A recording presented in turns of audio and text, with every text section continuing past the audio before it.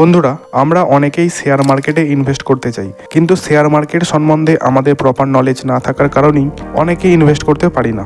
এছাড়াও আমরা অনেকে জব করি বা অনেকে বিজনেস, তাই আমরা আমাদের নিত্যদিনের কাজের সাথে এতটাই যুক্ত হয়ে যাই যে মার্কেট অ্যানালিসিস করার মতো সময় আমাদের থাকে না। তবে চিন্তা নেই, এই সমস্যারও সমাধান আছে। আপনি ডাইরেক্টলি না হলেও ইনডাইরেক্টলি শেয়ার মার্কেটে ইনভেস্ট করতে পারবেন মিউচুয়াল ফান্ডের মাধ্যমে। বন্ধুরা, আমি জানি আপনারা সবাই মিউচুয়াল ফান্ডের নাম শুনেছেন, কিন্তু অনেকেরই মিউচুয়াল ফান্ড সম্বন্ধে প্রপার নলেজ নেই। তাই আজকের ভিডিওতে আমরা জানবো মিউচুয়াল ফান্ড কি, মিউচুয়াল ফান্ড কিভাবে কাজ করে, মিউচুয়াল ফান্ডে ইনভেস্ট করার বেনিফিটসগুলো কি কি, অর্থাৎ কেন মিউচুয়াল ফান্ডে ইনভেস্ট করবেন, এবং সর্বশেষে মিউচুয়াল ফান্ডে ইনভেস্ট করার রিস্কগুলি কি কি। তাই ভিডিওটা শেষ পর্যন্ত দেখতে থাকুন। আশা করি ভিডিওটি শেষ পর্যন্ত দেখলে মিউচুয়াল ফান্ড সম্বন্ধে আপনার একটা প্রাথমিক ধারণা হয়ে যাবে। তো চলুন এবার শুরু করা যাক। তবে তার আগে আপনাকে বলে রাখি, ইন ফিউচার যদি সহজ বাংলা ভাষায় personal finance, stock market, investing, money management, case studies ইত্যাদি বিষয়ে জানতে চান এবং আপনার ফাইন্যান্সিয়াল নলেজকে আরও সমৃদ্ধ করতে আগ্রহী হন, তাহলে এখনই চ্যানেলটি সাবস্ক্রাইব করে রাখুন। তো চলুন এবার শুরু করি। বন্ধুরা, মিউচুয়াল ফান্ড শব্দটির মধ্যে মিউচুয়াল কথাটির অর্থ হলো আমাদের সবার এবং ফান্ড কথাটির অর্থ হলো টাকা। অর্থাৎ যখন কোনো অ্যাসেট ম্যানেজমেন্ট কোম্পানি আমার আপনার মতো অনেক ছোট বড় ইনভেস্টরের কাছ থেকে টাকা সংগ্রহ করে এবং সেই টাকাকে বিভিন্ন রকমের অ্যাসেটস যেমন স্টকস, বন্ডস, গভর্নমেন্ট সিকিউরিটিস, এমনকি গোল্ড ইত্যাদিতে কোনো প্রফেশনাল এবং এক্সপিরিয়েন্সড ফান্ড ম্যানেজার দ্বারা ইনভেস্ট করে, তখন এই পদ্ধতিটিকে মিউচুয়াল ফান্ড বলা হয়। বন্ধুরা, এর থেকে বোঝা যায় মিউচুয়াল ফান্ডের মাধ্যমে শুধুমাত্র শেয়ার মার্কেটে নয়, আরও অনেক রকমের অ্যাসেট যেমন বন্ড, গোল্ড, রিয়েল এস্টেট ইত্যাদিতেও ইনভেস্ট করতে পারবেন। বন্ধুরা, ধরুন আপনার কাছে 10,000 টাকা আছে। আপনি ডাইরেক্টলি স্টক মার্কেট থেকে একটা এমআরএফ শেয়ার কিনতে চান, কিন্তু একটা এমআরএফ শেয়ারের দামই তো 1 লাখ টাকার উপর। আপনি কিভাবে কিনবেন? আপনি কিনতে পারবেন না। এটাও একটা সমস্যা ডাইরেক্টলি স্টক মার্কেটে ইনভেস্ট করার। কিন্তু অন্যদিকে মিউচুয়াল ফান্ড কি করে, আপনার মতো আরো 10 জনের সাথে 10,000 টাকা কালেক্ট করে 1 লাখ টাকা জমা করে এবং সেই টাকা দিয়ে এমআরএফ এর শেয়ার কেনে। অর্থাৎ আপনি ডাইরেক্টলি স্টক মার্কেটে ইনভেস্ট করলে 10,000 টাকা দিয়ে এমআরএফ শেয়ার কিনতে পারতেন না, কিন্তু মিউচুয়াল ফান্ডের থ্রু পারলেন।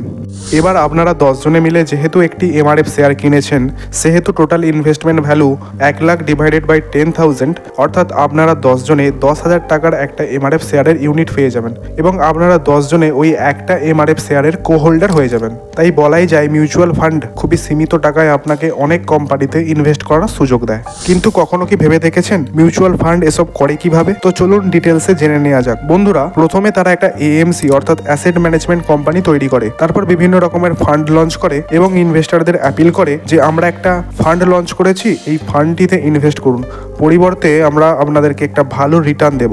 ধরুন এবার 10 জন লোক আগ্রহী হয়ে 10,000 টাকা করে ইনভেস্ট করলো, ফলে টোটাল ইনভেস্টমেন্ট ভ্যালু হয়ে দাঁড়ালো 1 লাখ টাকা। এবং এই 1 লাখ টাকাটিকে বলা হয় AUM অর্থাৎ অ্যাসেট আন্ডার ম্যানেজমেন্ট। এবার এই 1 লাখ টাকা বিভিন্ন অ্যাসেটে প্রপারলি ইনভেস্ট করার জন্য এএমসিগুলি একজন প্রফেশনাল এবং এক্সপিরিয়েন্সড ফান্ড ম্যানেজার নিয়োগ করেন এবং তারা তাদের এক্সপার্টিস অনুযায়ী প্রপার স্ট্র্যাটেজি বানিয়ে ইনভেস্টমেন্ট করেন এবং আপনার ইনভেস্টমেন্ট অনুযায়ী আপনি শেয়ারের ইউনিট পেয়ে যাবেন। আপনি যখন খুশি শেয়ার ইউনিটগুলিকে সেল করতে পারবেন এবং 2 দিনের মধ্যে টাকা আপনার ব্যাংক অ্যাকাউন্টে এসে যাবে। অর্থাৎ সহজ কথায় বলা যায় মিউচুয়াল ফান্ডের বেসিক কনসেপ্ট হলো বিভিন্ন ইনভেস্টরের কাছ থেকে টাকা একত্রিত করা এবং কালেক্ট করা টাকাকে এক্সপিরিয়েন্সড ফান্ড ম্যানেজার দ্বারা সঠিক অ্যাসেটে ইনভেস্ট করা এবং ভালো রিটার্ন জেনারেট করা। বন্ধুরা, আরেকটা গুরুত্বপূর্ণ তথ্য আপনাদের জানিয়ে রাখি, আপনারা মিউচুয়াল ফান্ডে যে টাকা ইনভেস্ট করছেন তাকে প্রপারলি ম্যানেজ করার জন্য এবং গ্রো করার জন্য আপনাকে ফান্ড হাউসগুলিকে একটা চার্জ পে করতে হয়। এটিকে এক্সপেন্স রেশিও বলা হয়। এক্সপেন্স রেশিও যত কম হবে ততই আপনার জন্য ভালো, কারণ এর থেকে বোঝা যায় আপনার টাকাকে প্রপারলি ম্যানেজ করার জন্য ফান্ড হাউসগুলি আপনার কাছ থেকে কম ফিজ নিচ্ছে। বন্ধুরা, আমরা জানলাম মিউচুয়াল ফান্ড কি এবং এটি কিভাবে কাজ করে। এবার আমরা জানবো মিউচুয়াল ফান্ডে ইনভেস্ট করার বেনিফিটসগুলো কি কি, অর্থাৎ কেন মিউচুয়াল ফান্ডে ইনভেস্ট করা উচিত। নাম্বার 1, আপনার যদি স্টক পিকিং সম্বন্ধে প্রপার নলেজ না থাকে বা ইনভেস্টিংয়ের বিষয়ে জিরো নলেজ থাকে, তাও আপনি আপনার টাকাকে ইনভেস্ট করতে পারবেন এবং গ্রো করতে পারবেন, কারণ মিউচুয়াল ফান্ডে ইনভেস্ট করা আপনার টাকাকে একজন এক্সপিরিয়েন্সড এবং প্রফেশনাল ফান্ড ম্যানেজার ম্যানেজ করবে। তারাই ডিসাইড করবে কখন এন্ট্রি নিতে হবে, কখন এক্সিট করতে হবে। তাই এসব নিয়ে আপনাকে কোনো চিন্তা করতে হবে না, শুধুমাত্র লং টার্ম ইনভেস্টমেন্ট চালিয়ে গেলে আপনার টাকা সেফলি গ্রো হবে। দ্বিতীয়ত, মিউচুয়াল ফান্ড কোনোদিনই একটি সিঙ্গেল কোম্পানিতে বা একটি সিঙ্গেল অ্যাসেট ক্লাসে ইনভেস্ট করে না। তারা বিভিন্ন কোম্পানিতে এবং বিভিন্ন অ্যাসেট ক্লাসে ইনভেস্ট করে।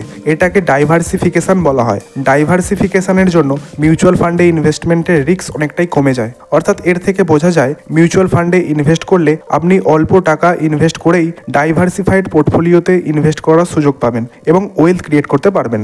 তৃতীয়ত, কম্পাউন্ডিংয়ের সুবিধা। বন্ধুরা, কম্পাউন্ডিংয়ের প্রভাবে মিউচুয়াল ফান্ডে আপনার ইনভেস্ট করা টাকা 10-15 বছরে প্রচুর ওয়েলথ ক্রিয়েট করবে। 4 নম্বর, লো কস্ট। বন্ধুরা, আপনারা যদি ডাইরেক্টলি শেয়ার মার্কেটে ইনভেস্ট করেন তাহলে আপনাদেরকে ব্রোকের চার্জ, ট্রানজ্যাকশন চার্জ ইত্যাদি দিতে হবে। কিন্তু যদি মিউচুয়াল ফান্ডে এসআইপি করেন তাহলে আপনাকে কোনো চার্জ দিতে হবে না। শুধুমাত্র আপনার ফান্ডগুলিকে ম্যানেজ করার জন্য ফান্ড হাউসগুলিকে সামান্য ফিস দিতে হবে। তাই কম খরচে ইনভেস্টিং স্টার্ট করতে এখনই মিউচুয়াল ফান্ডে ইনভেস্ট করুন। 5 নম্বর, লিকুইডিটি। মিউচুয়াল ফান্ডে ইনভেস্ট করার পর আপনার টাকার প্রয়োজন হলে যখন খুশি রিডামশন করতে পারবেন এবং টাকা তুলতে পারবেন। তবে নির্দিষ্ট সময়ের আগে টাকা উইথড্রল করলে কিছু কিছু স্কিমের ক্ষেত্রে এক্সিট লোড দিতে হতে পারে।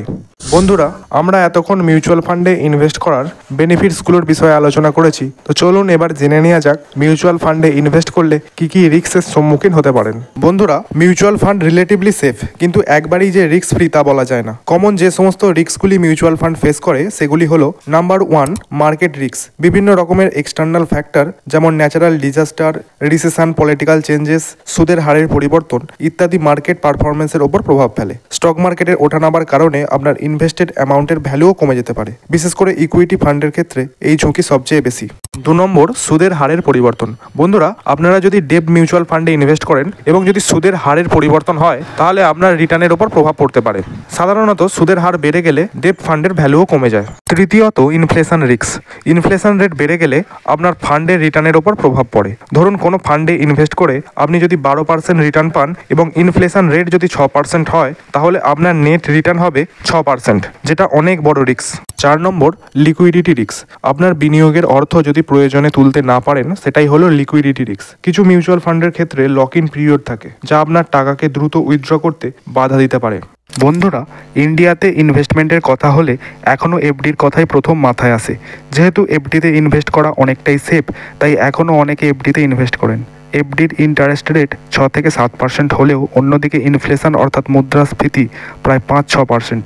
তাই বছর শেষে আপনার নেট রিটার্ন দেখবেন 1-2% পাচ্ছেন। তাই ইনফ্লেশনকে ট্যাকেল করতে এমন একটা অ্যাসেটে ইনভেস্ট করুন যেখান থেকে মিনিমাম 10-12% রিটার্ন জেনারেট করতে পারবেন। তার জন্য মিউচুয়াল ফান্ড বেস্ট অপশন। তাই সঠিক মিউচুয়াল ফান্ডটি বেছে নিন এবং লং টার্ম ইনভেস্টমেন্ট চালিয়ে যান। বন্ধুরা, আজকের জন্য এইটুকুই। এরপর আপনারা যদি টাইপস অফ মিউচুয়াল ফান্ড এবং সঠিক মিউচুয়াল ফান্ড কিভাবে অ্যানালিসিস করতে হয় তা জানতে চান তাহলে নিচে কমেন্ট করে জানান। খুব শীঘ্রই আপনাদের সাথে আবার দেখা হচ্ছে। তার জন্য চ্যানেলটি সাবস্ক্রাইব করে রাখুন। সবাই ভালো থাকবেন, সুস্থ থাকবেন। ধন্যবাদ।